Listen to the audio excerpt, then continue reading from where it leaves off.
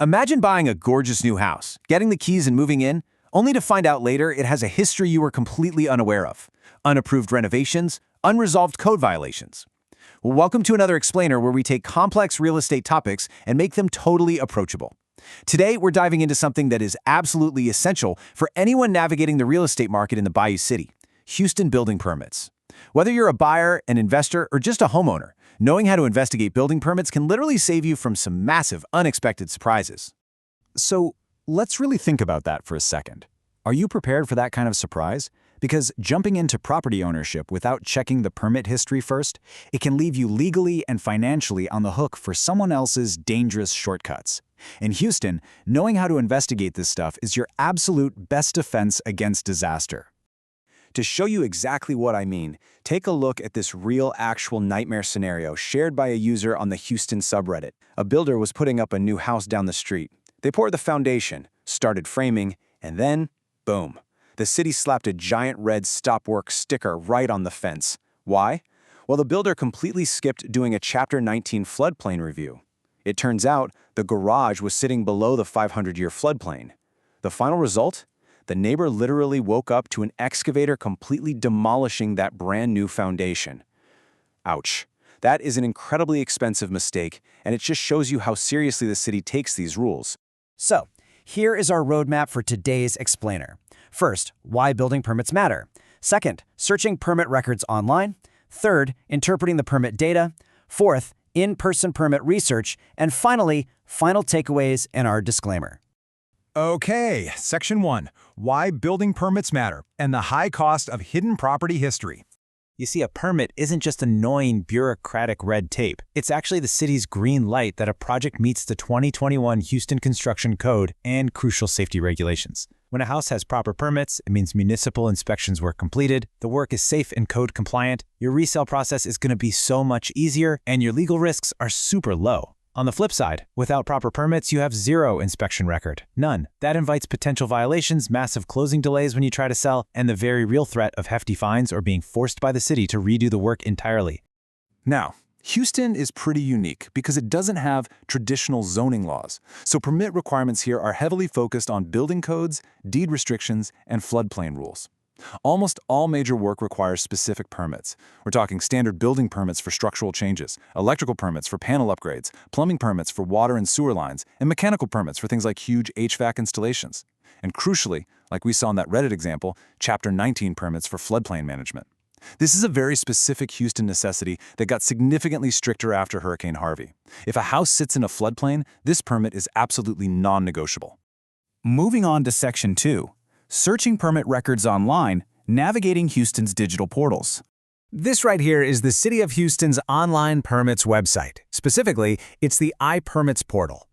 Think of this as the digital front door for all construction activity in the city. It's the central hub where contractors go to purchase permits, schedule their inspections, and check plan reviews. But for us, as a buyer or a homeowner doing due diligence, this is where you get to peek behind the curtain and see a property's true history. If you're a complete beginner and just want to do a basic check, here is your playbook. First, head over to the Houston Permitting Center website. Next, select the Sold Permit Search tool. This portal gives you instant access to records, and you can search by the job address, the project number, or even just scan an entire zip code. Now, a quick heads up. This basic online search tool only shows you the permit history for a rolling 3-year period. But still, it's a fantastic starting point to see if the seller recently pulled permits to, say, renovate the kitchen or upgrade the electrical panel before listing the house. Now, I've got to be honest with you. The city's manual database can feel a little dense and clunky if you don't know exactly what you're looking for. If you're a general contractor, a real estate investor, or honestly just someone who wants a faster route, there's some really cool automated tools out there. Platforms like Mercatar.ai or PermitNow.io can totally streamline this research. They automate the data pull and can even cross-reference things like deed restriction notes or floodplain flags, which saves you a ton of manual digging. All right, Section 3, Interpreting the Permit Data. Let's talk about how to read between the bureaucratic lines. Finding the records is great, but you need to know what the data is actually telling you. The most crucial thing here is understanding status labels. If you search a property and see a permit listed as open, that is a massive red flag. An open permit means the city issued the authorization to start the work, but the project never actually reached a final status. the final municipal inspections were never completed or approved. If you buy that house, guess what? You are inheriting an unapproved project. Similarly, you might run across an expired permit. This means work started, but the authorization literally timed out mid-project. If you inherit an expired permit, code enforcement can actually force you, the new owner, to tear down perfectly finished drywall just so they can inspect the hidden structural work, the plumbing, or the wiring to make sure it meets current codes. It is unbelievably costly and pretty much a new homeowner's worst nightmare. Beyond just spotting open or expired permits, you need to play detective a little bit to avoid common mistakes. Watch out for sneaky issues. For example, if a real estate listing boasts a beautifully converted garage or a huge new room addition, but the portal shows absolutely zero structural permits, red flag. If it's a commercial space and lacks a valid certificate of occupancy, tenants can't legally operate there. Also, as one eagle-eyed Houston Reddit user pointed out, the basic online sold permit search only shows approved permits. It doesn't readily display ongoing code violations or stop work orders. So remember, a clean search doesn't always guarantee a clean house. Section 4. In-person permit research. What to do when digital records fall short. What happens when a house is older and you need records that go back more than 3 years? For that deep, historical data, you will literally need to go visit the Houston Permitting Center in person. Their physical hub is located at 1002 Washington Avenue. Down there, they maintain the older records and, yes, even microfilm files for projects that predate all of the city's modern digital systems. But listen, you can't just stroll through the front doors and demand to see some files. You have to be structured about this. First, go to houstonpermittingcenter.org. Click Contact at the top and then Appointments. From there, you'll use their online queuing service to pick your department and book a specific time. The system will highlight all the available dates in blue. Once you're booked, you absolutely must bring your confirmation email with you, either printed out or just on your phone, to check in when you arrive at the Washington Avenue building. Now, what if you suspect work was done completely under the radar, without any permit at all? Or maybe you want to check for those hidden code violations we mentioned earlier. Your absolute best bet is to call the city's 311 line to report or inquire. For the really comprehensive documentation, you can also contact the Open Records section to submit a formal Public Information Act request. That is exactly how you get the full, unvarnished, no secrets history of a property.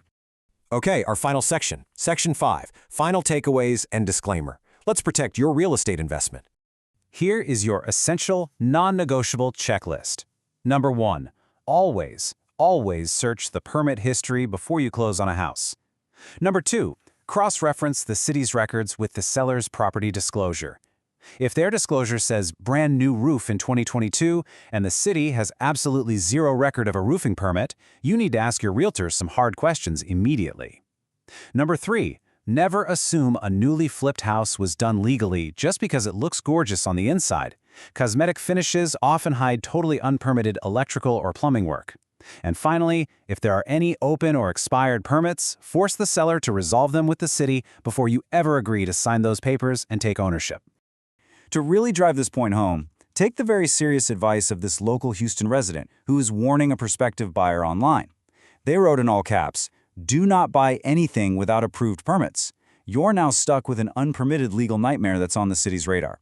Skipping this research means you are literally volunteering to adopt someone else's expensive, stressful legal problem. Just don't do it. As a quick reminder, this explainer is intended for informational purposes only and should not be considered legal advice. For specific issues, consult with a qualified attorney or real estate professional. But before we wrap up today, I want to leave you with this one thought. If you're about to sign on the dotted line for a newly renovated dream home, what hidden history are those fresh walls hiding from the city? Doing your due diligence is absolutely the smartest investment you can make. Thanks so much for joining me on this explainer, and happy hunting out there in the Houston market.